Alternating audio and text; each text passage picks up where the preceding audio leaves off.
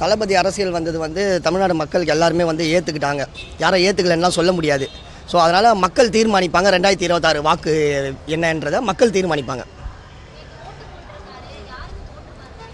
அது அவங்கவுங்க ஓட்டு போடுறது அவங்கவுங்களோட தனிப்பட்ட உரிமை.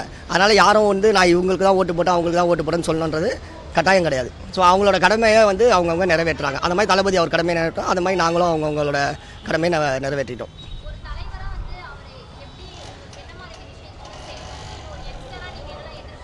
நாங்கள் இன்ன வரைக்கும் நாங்கள் வந்து அவர் செய்யணுன்றதை நாங்கள் அவர் செஞ்சுட்டு இருக்கதே வந்து நீங்கள் லிஸ்ட் எடுத்து பார்த்தீங்கன்னா இது வரைக்கும் செய்யாத ஒரு சில விஷயங்களை தான் அவர் செஞ்சுட்ருக்காரு. இதை தாண்டி அவர் வந்து ஒரு ஆட்சின்றதை ஒன்று நம்ம கொடுத்தோன்னா அப்போ இன்னும் எவ்வளோ செய்வாருன்றதை நீங்கள் தான் வந்து மக்களாகிய நீங்கள் சிந்தித்து செயல்பட வேண்டியது மட்டும்தான் விஷயம். இது வரைக்கும் மக்கள் இயக்கத்தில் இருந்தோம். இன்னைக்கு தளபதி தமிழக வெற்றி கழகத்தில் இருக்கோம்.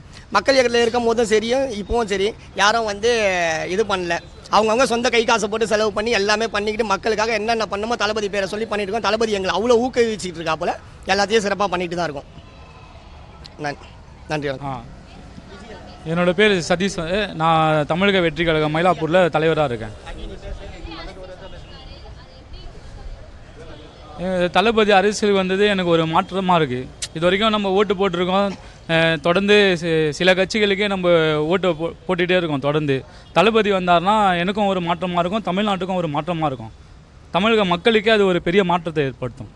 ஏன்னா அவர் ஓட்டு போடும் போதே பார்த்துருப்பீங்க, 30 செகண்ட் யோசிச்சு தான் ஓட்டு போட்டார். அவரே அந்த மாற்றத்தை நினைக்கும் போது அவர் வந்தார்னா இந்த தமிழ்நாட்டுக்கே பெரிய மாற்றம் வரும்னு நான் நினைக்கிறேன்.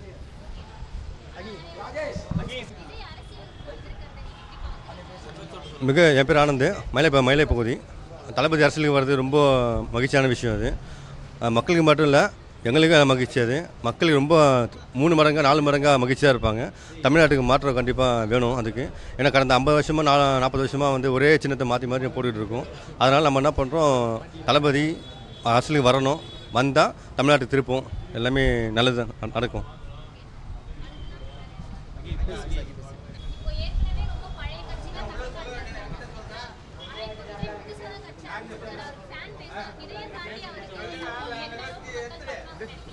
தளபதி கட்சி அறிவித்தோடனே உலகத் தமிழர்கள் எல்லாருக்குமே வந்து பட்டி தொட்டியங்கும் பரவிடுச்சு. அவர் அந்த கட்சியை அறிவித்து அனௌன்ஸ் பண்ண ஒன்றுமே.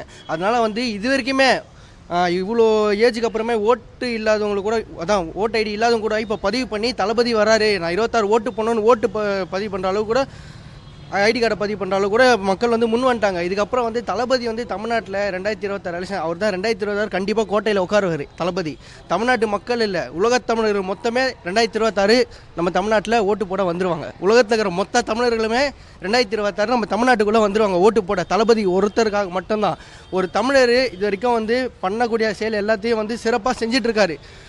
நற்பணி மன்றத்துலேருந்து மக்கள் இயக்கமாக மாற்றி விலையில்லா விருந்தகம், ரொட்டி பால் திட்டம், குழந்தைகளுக்கான இப்போது மிஞ்சாம் புயல் போகும்போது அவர் தான் வந்து முதல் அனௌன்ஸ்மெண்ட்டு மருத்துவ முகாம்.